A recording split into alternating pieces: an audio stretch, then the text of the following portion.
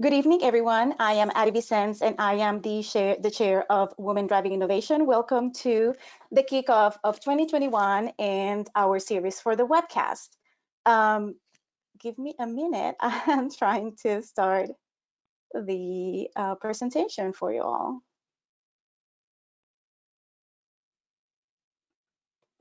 Sorry.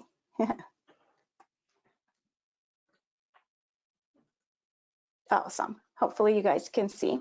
So today's topic is going to be how does remote first fuel innovation? And as you have seen, we have a great panel to kick off the discussion. But before we start, there's a couple of things. First of all, there will be a Q&A session at the end of the event. So if you have any questions for the panelists or the top innovator that we are about to introduce, please go ahead and send it through the chat box, and we will be happy to answer questions that come through.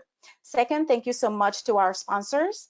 And without further ado, I want to go ahead and introduce our top innovator. Today's innovator is Kara Brown. She is the founder and CEO of Lead Coverage, and we are so excited to have Kara with us today. Kara, welcome.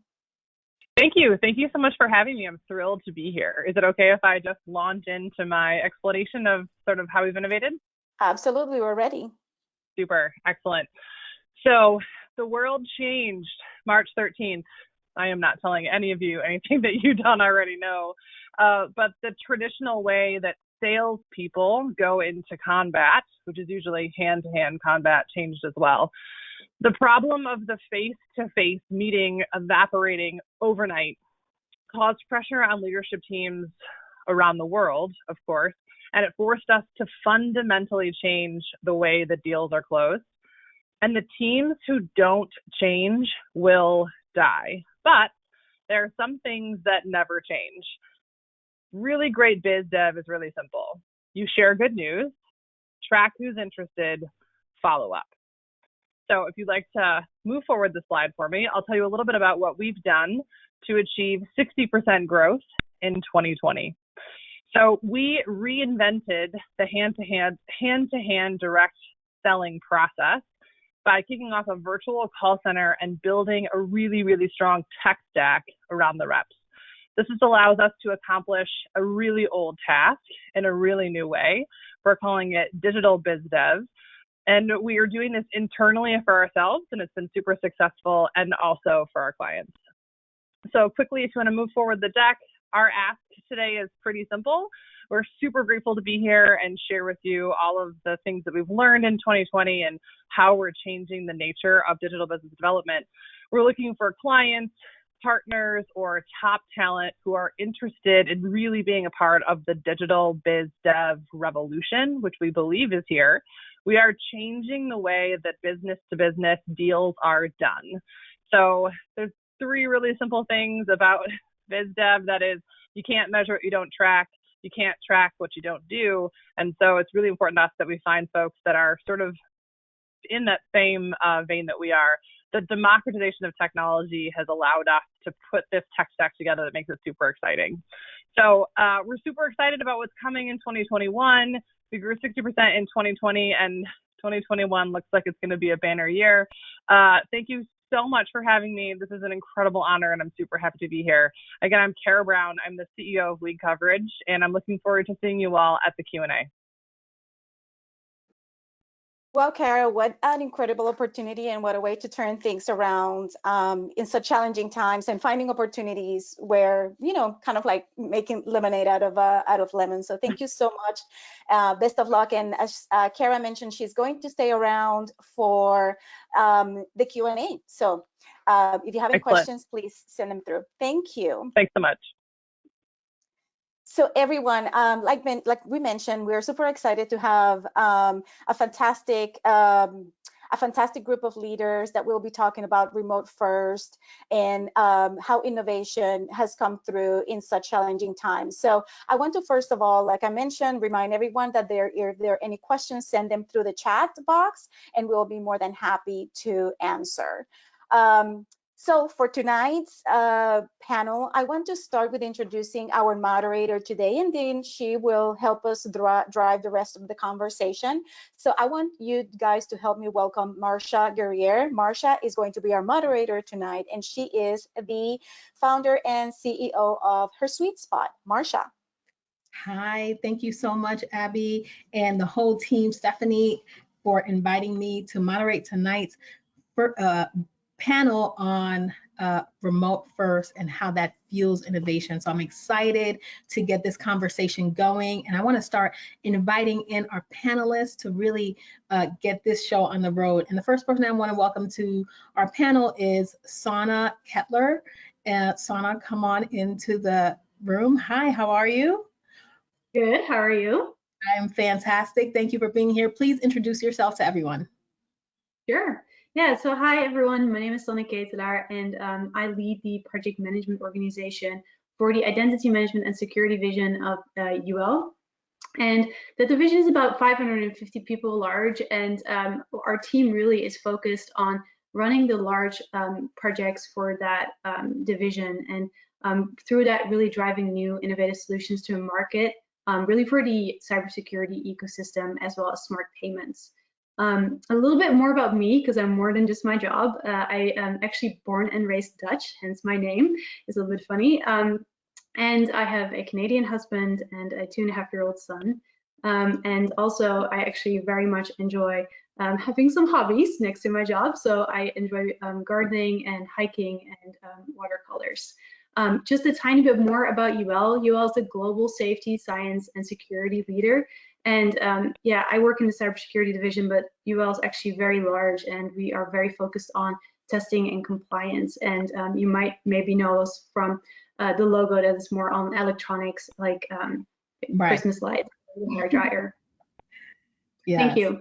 Thank you so much. Next, we invite Samantha to our panel. Hi there. Samantha Sharon, welcome. Please introduce yourself. Thank you very much. My name is Samantha Sharon. I serve as the Chief Operations Officer for Sun Medical. We are a recent startup. We started out June 15th, and we have launched in the Atlanta metro market October 11th.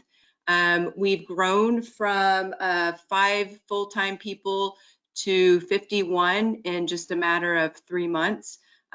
We're seeing some great successes. We did a huge pivot. We went from looking at acquisitions of primary care to a fully virtual telehealth model where we bring our services to our patients in their homes, at their employee workplace of work, wherever they want to have healthcare services. So exciting stuff that's happened. We really realized early on that people want more of a customer service, patient-focused approach. So we decided that we wanted to be the Chick-fil-A, Starbucks of primary care. So it has really been our vision and mission to put our patients first, and with that, being able to service them at when it's convenient for them, when they want care and where they want care. So we've had great success in this time of COVID, and we're really excited about what our future looks like. And thank you so much for having me on this panel today. Thank you for being here. Next, we'll welcome Bonnie and our final panelist, Dr. Bonnie, I should say. Welcome into the panel discussion and the broadcast. And we will add a note of technology. Samantha is unable to join us via camera, but she will be here adding to the conversation and will lend her voice to the topic today. So Bonnie, please take it away and introduce yourself. Thank you for having me. So, Bonnie Ferri, I am a professor in electrical and computer engineering, and I am also the vice provost. And just a little bit about Georgia Tech. Georgia Tech is one of the leading technological universities, so we were actually sitting in a very good space when COVID hit in terms of our preparation for it compared to a lot of different places. Georgia Tech has a large population of online students, for example. For 20,000 students that are online, and we have 35,000 students totally. Now, Georgia Tech has, when we talk about technological university, it is the leading technological university, but it covers all areas. So we've got, for example, our College of Liberal Arts. It has a lot of public policy, or it's got digital media. It's got things that are topics that are, what is the public policy related to technology, for example? Or if you look at the College of Business, it's business at the intersection of technology and business. So everything is sort of related to the technology front, and it is, but it encompasses more than just engineering, more than just science. So that's where what I do there is I'm in charge of faculty affairs and graduate education. Excellent. Thank you so much, Bonnie. So I want to get into today's discussion. So we're here to talk about how remote first fuels innovation. And many of you mentioned some things that may have been impacted in the last year for your business. And I'm going to first define for everyone watching. If you have any comments, please put it in the chat. But remote first is an organizational strategy that makes working remotely the primary function or the primary option for most, if not all, of your employees through for your organization. So when we talk about remote first, and it's so funny, this is not a new concept. It's been out in technology for some time now, but COVID-19 has truly made it, brought it to the forefront of every organization's model, right? How did this remote first or remote only pivot your business within your industry? Sanne, I'll start with you. Thank you.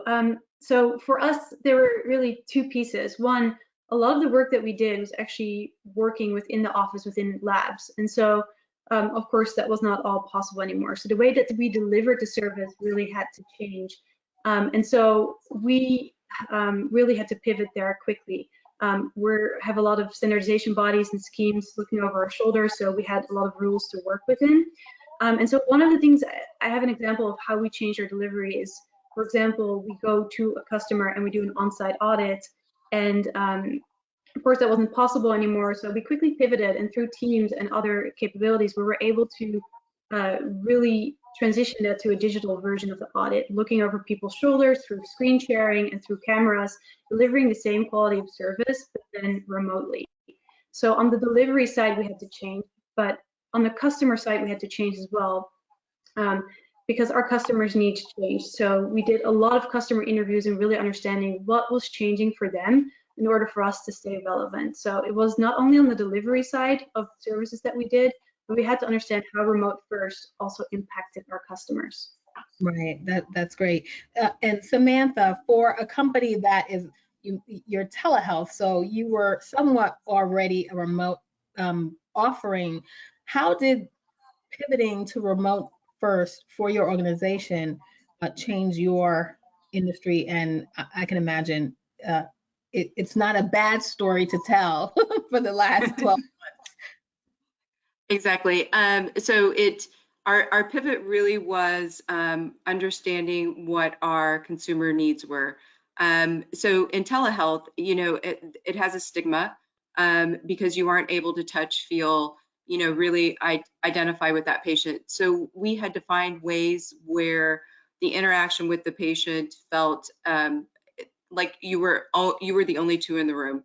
And then bringing the services to them in their homes helped add to that also. What we found is that there's apps that are out there that are, really growing with what has happened with COVID and the remote possibilities through technology that allows us to, we have an app right now that we're looking at that basically it's a phone app. You download it, you hold it up to your face. It allows the app to take your temperature, your blood pressure, your heart rate, and it does some basic vitals that is not currently out there on the market. So we're partnering with a group on things like that, which actually makes that interaction more personable with the patient. So it's been fun to explore and really dive into what our patients, and we call them consumers because they really are consumers when it comes to healthcare, because there's so many out there that people have to make a choice, and you want to be that choice. So Yeah. convenience, accessibility has really been a focus of ours. And the telehealth is not something new, but what you bring to the table is that you actually will do that doctor's office that we haven't seen happen in so many years. So that, I think that is amazing offering and something that really should be embraced by everyone nowadays. Dr. Bonnie, your industry was severely impacted and has like turned itself upside down. Please describe how the past 12 months has been for you and your pivoting. Education, we all know that it had to go online, and it had to go online quickly. And so that was, most of our classes were conducted face to face, and all of a sudden mid-semester they had to go online with no preparation. And it was high anxiety for both the faculty as well as the students to do that. Everybody tried to work together. One of the things that we had is that we leveraged our online programs. So a number of universities have online, like MOOC programs, they had online courses. And so we had a group of people who did that. And then most of the people who didn't do that, so those people who didn't do that had to learn. And we had to leverage the experience that we had for those groups that did the online program. And there was a lot of things that we had to learn along the way. In terms of like, how do you give tests? How do you give tests in that in a way that has like integrity to them? And the other thing is that we learned is that it wasn't just the classes that went online. All the advising went online. So you're talking about the telehealth. Well, it's a similar sort of thing with advisors and students, career advisors. Career fairs went online. Everything had to go online. All student services. So it was a lot more than what we first were thinking about. And then the other things that popped up were a lot of inequity problems would pop up. Because when you talk about a student taking a test online and they've got a limited amount of time, well, what situation are they in? They're in a home maybe that has a lot of people using that bandwidth. And maybe it's a small bandwidth because they've got, maybe their social economic situation is not very high and they don't have a lot of bandwidth, and then they're sharing it among their parents, their siblings, or whatever. And then if they're taking a test, there's distractions, there's people going by. And so what we found out is that it made worse some of the problems in inequity, and we had to try to accommodate that and make sure that the faculty knew about that and would work with students. Right. That was such a big topic and brought out a lot of disparities that in the education industry for the business coaching. So Her Sweet Spot, we do business development and coaching with small businesses. And we found that not many people were prepared to pivot and really were purposefully allowed their business to be in-person networking. And this year they have, everyone has had to face the music and really take their brick and mortars into a more digital space. So my business this year actually did very well in supporting and helping other small businesses learn how to take their businesses online. And it's been a very interesting thing and really fascinating to see it grow from there. So I want to get down to really talking about all of you ladies. And Sanne, you mentioned more than what your work is and who you are and what you do. So it's been 10 months now, right? How are you measuring the success of your work now that your work, your home, your whole life is all in one spot? Yeah, I don't think I really have adjusted the measure of success, not for my team or for at home. We've always worked globally with the team, and so us transitioning to remote didn't really change much. I think the effectiveness of us pivoting and working with your customers and understanding their need and delivering that and driving that has been been very crucial, and I think we did that pretty well. So for me, that measure of success didn't really change in that sense. Yeah. Yeah. And so what were some of the challenges you faced during this time in this past year, if there were any? Challenges personal or more at work? Yeah. Let's talk about, just, we're in this place of not being used to being home with, if you have children and a significant other. How has this time really impacted your success and your effectiveness at work? Yeah, I was really a person, I would go and be in the office before 8 and leave very late, right? So to me, there was a very big difference between being at work and being at home. And now being at home, you walk out of this space that I call my office, and I'm right away at home, and I'm a mom and in the middle of all of it. But I have found myself to be more effective because I don't have to commute anymore. I am actually able to focus a little bit better, and I'm also able to be a better mom because I'm more involved, and I can sometimes step away and immediately jump in with the situation. What has been more difficult for me is setting the boundaries between rolling out of bed, getting behind my computer to work, and continuing the day. So that has been challenging, but I'm really working on that particular part and setting clear time between 6 and 8 and be there for my family. Yeah. And Samantha, how has this time been for you, measuring the success and the effectiveness of what you are trying to achieve, especially for your growing company? And you've grown from, I think you said 3 to 50 in such a short period of time. I can imagine that has added a lot more to your plate. The good thing is I've always been a work from home remote worker. So I spent 16 years with Benevis as a chief compliance officer, and built a program for them. So it definitely prepared me for what we're doing now, and allowed me to understand how to build teams and relationships with people remotely. The challenge is exactly as Sanne expressed, separating work and having a work-life balance. I don't know how many times my husband has said to me, are you going to get out of that chair, or are you going to come out of that room? Right. And it becomes the challenge, and you, especially as women, you have to, balance that, because you are responsible for your family, but you know that you're responsible for a company and the success or the failure, and it's a lot of weight to carry. Right. So it's been good and bad, I have to say. I agree. Dr. Bonnie, what has been your challenges, if you faced any during this time, for your personal success and entrepreneurial, your work success and the effectiveness of having to pivot so much? Personally, I like the remote work, and I hadn't done that before.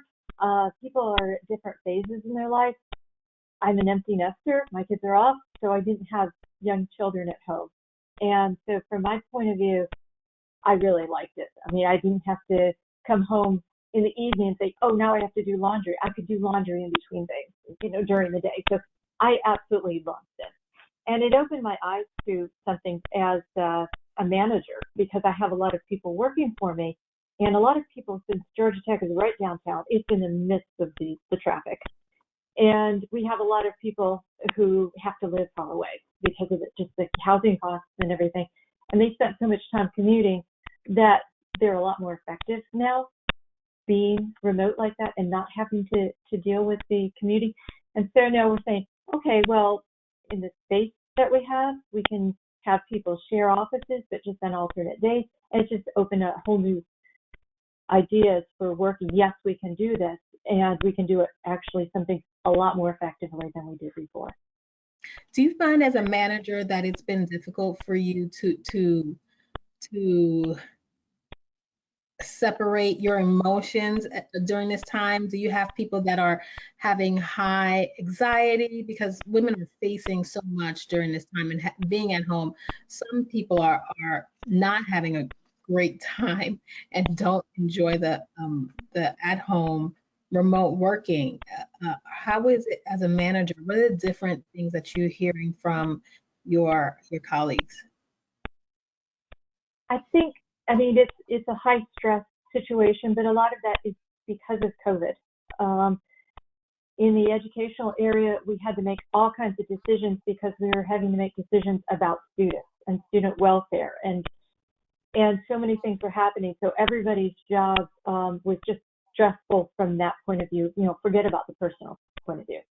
Yeah. And so we're all working under that situation. And then from the personal point of view, we just worked with people. And there were some people that had situations, they had family members or they had their own situations where they were sick, and you just had to work with them in those circumstances. And a lot of people did double time, like taking over, helping other people if they had to back off them. So it was a lot of moving around with workload and everything.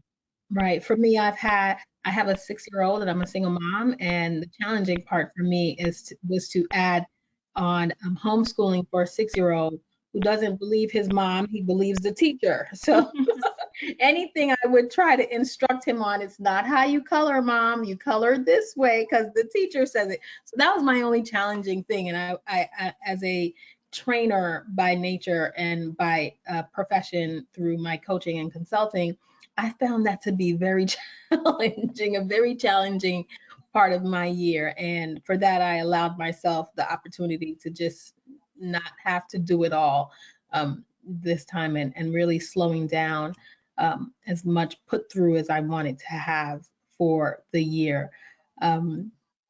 But with all of that, and you know what you're saying, Samantha has been used to working remote. I have also been working remote for many years now, and so the only change was having my son at home. How do you see the future? Do you see this as something, you know, I work full time as well as run my business, and my company has already committed to getting rid of half their real estate, you know, and changing to a remote first model. What do you guys think about the future? And I'll talk to you, Dr. Bonnie, especially in the education field. Education is all about really what's effective, how people learn in that field. And what we've learned from this, and a lot of people have learned from this, is there's some things that are done better online. And a lot of what we did this particular semester especially is what we call hybrid. It's some things online where it works and some things in person. And some courses are going to really go online because they just worked better that way. And as we go in the future, it's just learning from that, the experiment of what worked and what didn't work. And you talked about before about a metric. We did a lot of assessment on that. Student surveys, what they preferred, what they didn't prefer, looking at grades, looking at all kinds of metrics on that, and then trying to analyze what can we do better, what can we learn from, and what can we innovate in. So we're starting to look in the space of innovation in online learning. How can we push the envelope? Right. So the future is somewhat moving in a hybrid direction, especially with what we do and what the Atlanta Innovation Forum does, and bringing on events and having that now having to be all virtual and no longer having that connection to meet in person. Sanne, how do you see the future for the work that you do in your company? Yeah, I think for us, we can never 100% fully go remote, right? Because we have to do some sort of type of testing in labs. Like some of the things we test, for example, is the payment terminals on these large gasoline dispensers. And so imagine taking that to home. I don't think that's possible. So there will be the physical presence in the office that will be needed with the labs and the security and the regulations that we have.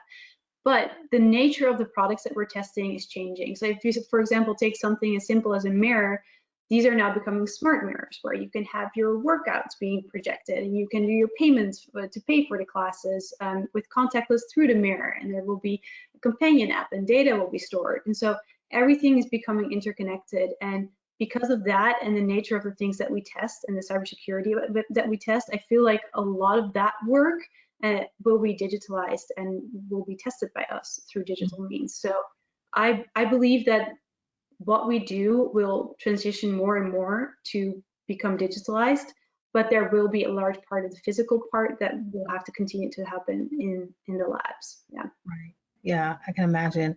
And Samantha, we want to get your input with the telehealth and industry. You know, how do you see the future for you? I believe it will be the same, a hybrid of both with our patients and our teams. You know, I've been in Atlanta I actually live in Texas. Our company is based out of Atlanta. I've been in Atlanta for the last 2 weeks doing events with my team, just doing some team building. And what I found is there's value in that personal connection, and just being together with people and developing those relationships where you don't necessarily get them virtually. I think the same will be with our patients. We have identified that we'll look at markets where our patient volumes are the highest, and we will have a brick and mortar in those locations, because we know that there are patients who want that human interaction. So it's going to be a mix of both. So, you know, I think the future, really for about every industry, I would imagine, has a hybrid of both. But I do see where property and actual offices and large corporations, we may see really diminish over the next few years as they've learned how to work in a virtual environment. Right. And as women driving innovation and all that you do and have to think about on a day-to-day, what are some of the things on a personal level that you do to really turn off the switch, right? What do you do to kind of unwind and separate your day? I talk to a lot of women, and a lot of them are having challenges, especially women that work full-time and have side passions, businesses, you know, small businesses on the side. What are you doing to kind of break away from work and just enjoy downtime? Sanne. Oh, tough question. I think my 2.5-year-old makes Tough me. because you don't do that. I want to wait. I got to get to that part. That's easy, right? I think that's what my husband would say. I don't stop. But I do think my 2.5-year-old will literally knock on my door and be like, knock, knock, I need you now. So I'm being forced out of my bubble sometimes, which is good. But for me, what I'm trying to do, and obviously right now it's not working, but between 6 p.m. and 8 p.m., that's really family time. And I try to communicate that to everybody that I work with. Please don't schedule meetings. You can schedule meetings with me after 8 p.m. And it makes me feel more relaxed as well, that I know that that slot is for my family and that I can put my son to bed and read him a story and feed him. Yeah, right now it's 6:30, so I'm obviously not doing that. But that really, really helps me to turn off the switch. Like 6 o'clock is kind of that boundary for me that I try to adhere to. That's great. Yeah. Samantha, how do you navigate turning off the switch? So I am a early riser. My mental wellness is through health and exercise. So I'm at the gym usually, and my husband, when the alarm goes off at 4:30, he wants to scream. But that's literally my time to just get away and not think about anything and separate. And then throughout the day, I really try to get up and take the dog for a walk. I know it sounds so simple, but it really does help clear my mind and get me away from the business. Yeah, I agree. I take the advice and I give the advice that you have to step away. And especially now in the winter, depending on where you're located, it's cold. So the brisk feeling will help you just kind of recalibrate, I say, right? Dr. Bonnie, what do you do in times like this? Even as an empty nester, some of us have children, pets. Do you have pets? What are you doing to separate your time? I have 2 dogs, and they absolutely love me being at home. So they have definitely benefited from this. But I do the same thing that you were talking about before, just stepping away, like throughout the day, just taking a small break and going and like starting supper or something and letting it cook. And prior to this, I would get home late and then I'd be kind of too exhausted to cook anything. It's just like, let's do fast food. And I think like a lot of people, we were cooking more at home. So I could break up the day a little bit more, and then I'm far less exhausted by the end of the day than I normally am when I was at work. And so that has really helped things. And then I do work in the evening some, but I feel like it. So it's just the way I break up the day. How would you, what would you say to someone who maybe listening and watching now, who may find it challenging to kind of do all the things, like you said, you cook more, so maybe that's just something you start during the day.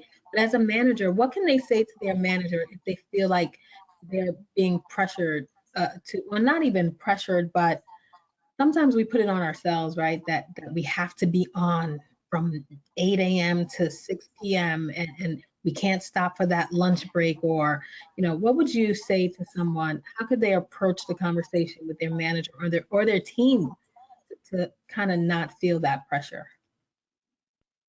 That's a really tough one. I can't say that I'm excellent at that because I am all the time, and my phone is there and I respond to things. And I do try to limit it with the people that work for me. I told them all, sometimes I may send you things over the weekend because I'm working on it, but don't answer. You don't feel like you have to answer. And I worry that they're going to answer anyway, because me getting it off my desk means it's on to somebody else's desk. Right. And right. so it's a little bit of a problem with that, but I just try to manage expectations by telling people up front on that sort of thing, or letting me know if they are overwhelmed with stuff so that we can try to balance things, or I can take on some things on this to help them out if they're overwhelmed because of whatever right then.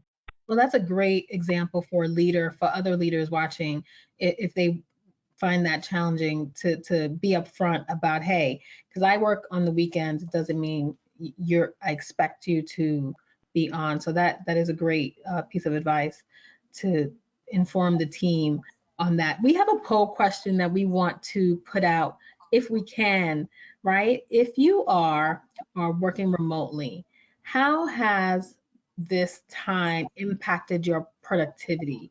Do you feel with work that you're more productive, less productive, or the same? So if you guys can go on to the meeting and find the poll and enter it in the chat. If you can't get the poll's not up, just say in the chat room what your answer is: more productive, less, or the same. We really want to talk about productivity and how that has impacted people's day-to-day, especially women. There was a case study, or excellent, more productive. I'm so jealous of all of you guys, right? Maybe because I've been working remote all this time, I found it to be pretty much the same for me. And 33% of you out there watching also feel like this time has been the same for you, which is excellent. So there was a study out, ladies, by McKinney and Company that says 1 in 4 women are considering leaving the workforce or downshifting their careers due to the COVID-19 pandemic and the impact of that. So that just really goes to show that people are dealing and struggling with the burnout and balancing and all the things that we just talked about. What would you really say to someone about burnout and how to really come out of burnout? Burnout is that feeling of overstress, when you overstress over work. What is some advice you can give? Samantha, I'll turn this over to you first. What is some advice you can give to women that may be considering that 1 in 4 women are thinking of downshifting, which really is going to impact the way women are counted as leaders, and especially it's leaders that are feeling this the most. Exactly. So I saw quite a bit of this with when I was still with my prior company, Benevis. We had several women dentists who identified that during this time, their value was more at home with their children. And so they were stepping away from the workforce. It really, and what I found in this environment is I actually work with quite a few women and who are leaders and great leaders and who have young children at home and families. What I make them do is on their birthdays and several days, that will just happen where we may not be as busy. I will make them, I'm like, step away, like take the time, go spend it with your family. You are not allowed to answer email. You are not allowed to answer your phone. This is your time, and it's just impromptu. So and that works for us. But it's also just being 100% honest with them to say, you're not alone.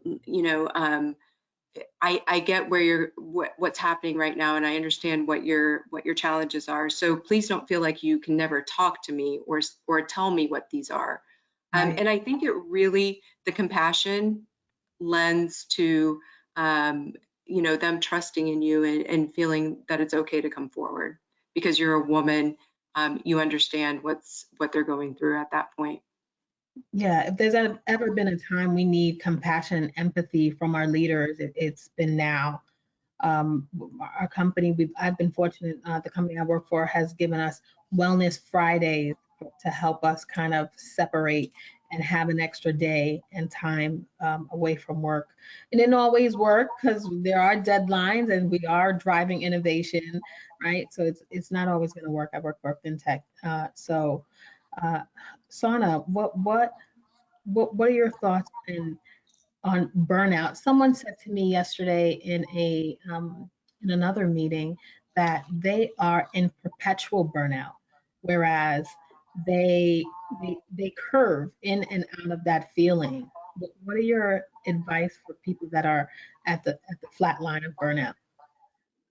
Yeah, I think most of us have felt completely overwhelmed and that feeling of getting close to burnout. And I personally have, because I just push myself to the limit because I want to be the best at what I do. And I think it's all about setting the right priorities and trying to balance the work that you do. And so some of the work that you do, you can actually push forward and you don't have to do today. And it's really about identifying what you have to do today and have to get done and what can actually wait till tomorrow, what you can defer or even, push to somebody else. So it's really about finding that balance. And that's how I started to learn how to cope with it, is learning how to delegate more and trust my team more, and that it's not all just me. Somebody actually said to me, you can be missed. You can absolutely be missed. So don't worry about it too much. And that actually made me feel more comfortable that the whole world is not on my shoulders. I can actually be missed because I can trust the people around me to take care of some of the things, and some things can wait. Yeah. So that's been helping me. And I'm sure speaking up and noticing that you're not alone, like Samantha said, we're not in this by ourselves. Dr. Bonnie, what are some tips or strategies you can help women struggling to kind of come out of that burnout feeling? Yeah, I think it's really finding that balance and also finding things that give you energy. Apparently something is draining you the energy, you might not be able to identify it, but find something that balances you out, that gives you energy back. So for me, that was painting. Like I can just do something creative and be in my own mind and reload, and that helps me. So I hope that other people that are out there right now watching can find something as well that reloads the energy. Yes. And Dr. Bonnie? I wish you would tell me. Just try to figure it out. I want the magic answer for that.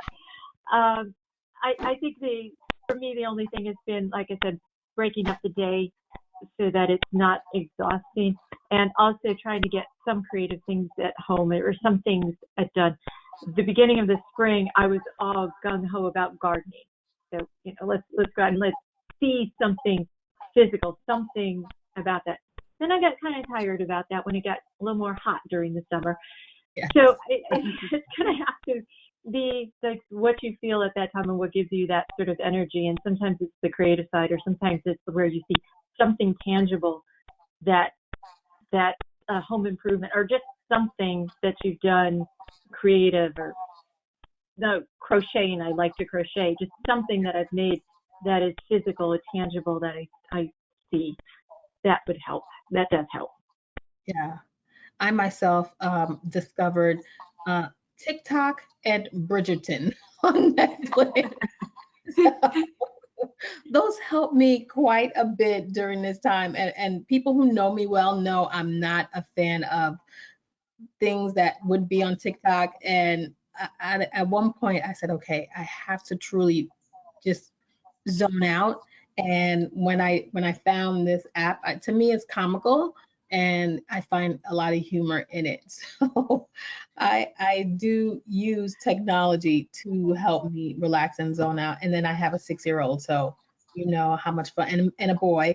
And so I'm playing ball a lot. I'm bike riding in our own little safe area with mask on. And I can imagine that the next, this next year and next few months are going to be even more challenging. As they say, COVID-19 is not going anywhere, and we're waiting for the transition of vaccines if you plan to take it. But ladies, I thank you guys so much for being a part of this discussion and being part of this panel. And I'm going to invite Abby back, or the team back, and we're going to open this up for Q&A. If you guys have any questions, please feel free to talk to us. And Samantha is still here. Please remember, we have Samantha who's in telehealth, and she could provide some insight to you too. Absolutely. And if we can have Kara back, since she is our top innovator, made a presentation at the beginning. And Marcy, do we have any questions? I'm here. You might not be able to see me. Yes.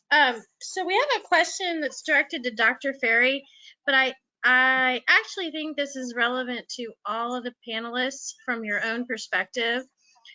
So the question is for Dr. Ferri, with the successful pivot of Georgia Tech to remote, did you see or expect a significant shift in application or admissions for the next semesters? And as I said, I think this is really relevant to everyone, because we can talk about revenues and business and how they've shifted due to COVID.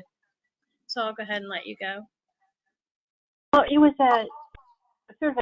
yes, there was an increase in admissions and applications, but it was a side sort of benefit, because they went to test optional, because last year a lot of students couldn't get tests like SAT tests or GRE tests, and so they went to test optional. And it turns out some of those tests were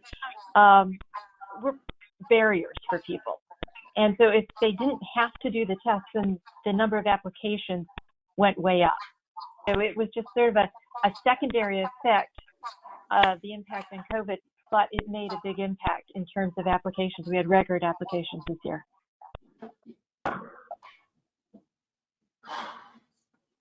Yeah, I did see something in the media, I think it was this week, about more schools taking on eliminating the SAT because of what was discovered this year in that. And speaking of Kara, I would like to invite you back in. Oh, you said we can't see you. I'm here. You can't see me, but I'm here. Can you hear me? Okay, perfect. Yes, we can hear you. So in some of the discussions we were having today, talking about burnout and you being the innovator of the year, and really probably spent so much of the year on your new product, how are you handling the pressures of the development for your new product and where you are and the demand that you need to meet? Well, we make it ourselves. in terms of we make the demands and the pressure ourselves. I thrive under pressure, so bring it on.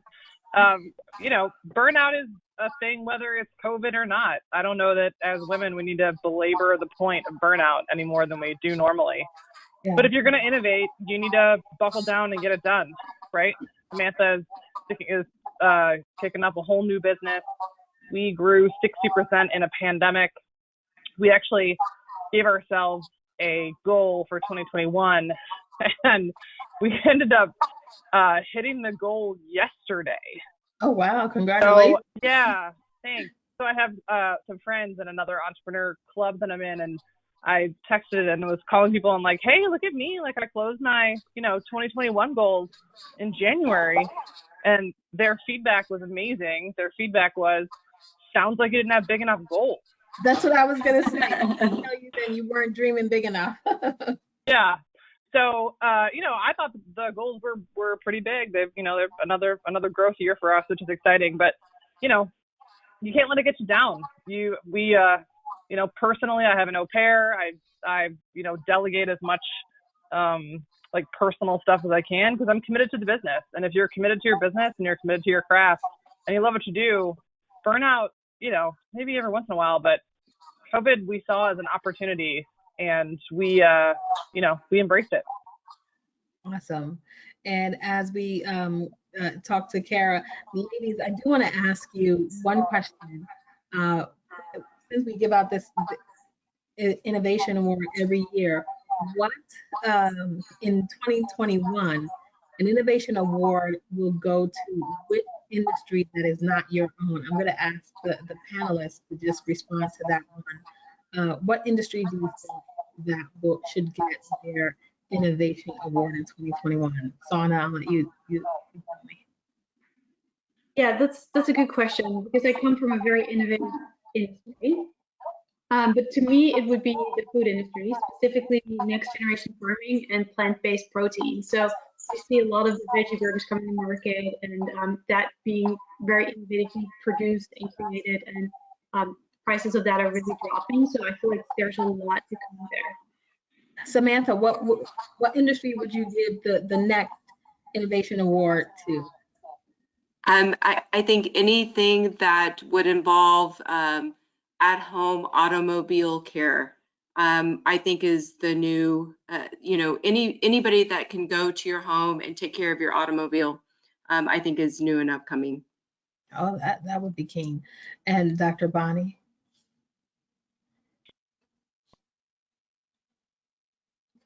I think you're still on mute. I'm impressed with telehealth. I think that's a big change. Now, I agree. I'm split. I'm so for the food industry because of so many changes they've had to do to pivot to get people food this year and all of that. But telehealth, I do know, is on the rise. We'll go back to Abby and see if, Marcy, and see if we have any more questions from the audience. So we have one more question specific for cybersecurity. And maybe Sanne would be the best person to answer this one, but everyone else may be able to weigh in. But now that we're mostly remote, cybersecurity threats have increased exponentially. Have you seen a rise in business due to this increase? Yeah, that's true. I think there's a lot more focus on cybersecurity, especially in the home network and everything that's now becoming interconnected. So we do see a very big uptake in IoT device security testing. So from that perspective, we see growth. This year, of course, with COVID, like all our customers just had to take a step back and reevaluate and look at what they were doing. But yeah, I see very much a growth in that industry and what we're doing, and specifically, I think for IoT connected devices and the testing that we do there from a cybersecurity perspective is going to continue to grow. Yeah.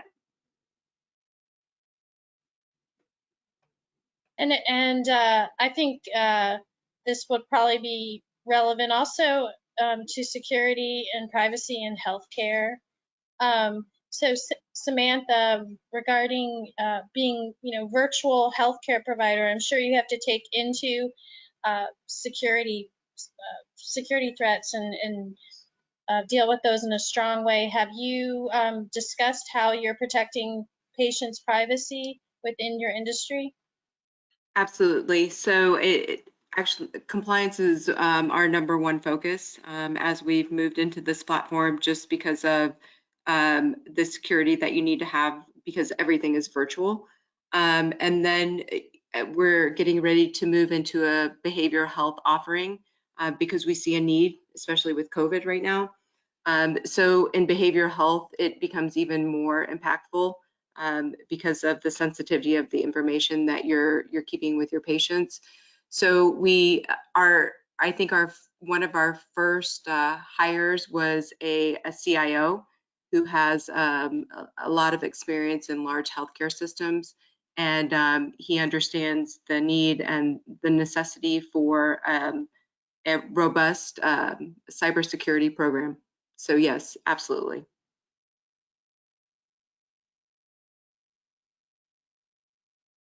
Okay. And then one last question related to Dr. Ferri relates to, I'm trying to summarize the question, but it relates to remote learning and cheating, and how you at Georgia Tech deal with that and make sure everyone's on a level playing field for that.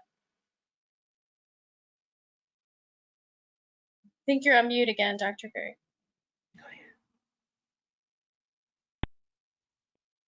There's a whole industry out there on proctoring, online proctoring, and it's pretty interesting what they do. They'll do face tracking. They'll look if people look away. They will also check with the keystroke. You type a sentence, and it's apparently different the way the pattern that they use in typing the sentence. So it tracks people to see if they're doing that. But a lot of students felt it was pretty invasive, and it was difficult in their situation. If they had a brother or sister running past behind them, it would trigger things. But then there were always people that would look at it. So it wasn't an automatic incidence of cheating, because it was just maybe an automatic instance of check this out, and then a person would look at it. But what we found is that maybe that's not the best thing to do. Maybe the best thing to do is actually small projects, more projects, group-based projects, maybe things that are more like what you would see in real life, which is when they start working, they're going to be working in groups with other people. And maybe that's the sort of assessments we should do rather than exams. So it made people stop and think a lot about exams, the purpose of exams, and going back and saying, are there better ways of assessing student learning? Okay, well, that's all with the questions. If there's anyone else, please enter your questions in the chat. If not, Addie, I'll let you wrap it up. Thank you so much, Marcy. And thank you, everyone. I think that, as I go through my notes, I think this is probably one of the realest conversations we've had, where we tackled, the real challenges that as women, as professionals, as, having a life outside of work, we have been able to address that, all combined with leadership, innovation, and technology. I think that we've gone through the full range of everything, on top of the different industries that you guys represent and work in. So first of all, I want to, my deepest thanks to Marsha, Sam, Sanne, Dr. Ferri, and Kara, that I know that she joined very last minute. Marcy, thank you so much for the behind the scenes and the support. Very grateful, understanding that we're going through burnout, but you were so kind to share your time and your thought leadership with us today. So thank you so much. With that said, I want to make sure that you guys are following us, Women Driving Innovation. We are all over social, so we appreciate if you want to join our tribe officially or unofficially through through our social media. And then, as you all know, we are a special interest group of the Atlanta Innovation Forum, and next month they're going to have their live web event also through GoToWebinar. It's going to be Enterprise AI Innovation, Innovation and Risks, and that's going to be February 18 at 6 p.m. Please go to atlantainnovationforum.org to sign up and learn more. We have a great panel put together.